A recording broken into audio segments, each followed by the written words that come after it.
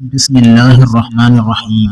مکہ مکرمہ میں خاندان قریش کی ایک معزز خاتون حضرت خدیجہ رضی اللہ تعالی عنہا نہایت مالدار اور بیوہ تھی۔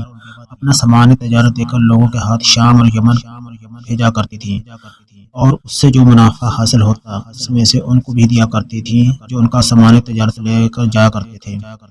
حضرت خدیجہ رضی اللہ تعالیٰ نے جب حضرت صلی اللہ علیہ وسلم کی دیانتداری اور سچائی، ایمانداری اور حسن اخلاق کا شہرہ سنا تو آپ صلی اللہ علیہ وسلم کو پیغام بھیجا کہ آپ میرا مال تجارت شام لے کر جائیں، میں دوسرے تاجروں کی نسبت آپ کو زیادہ معاوضہ دوں گی۔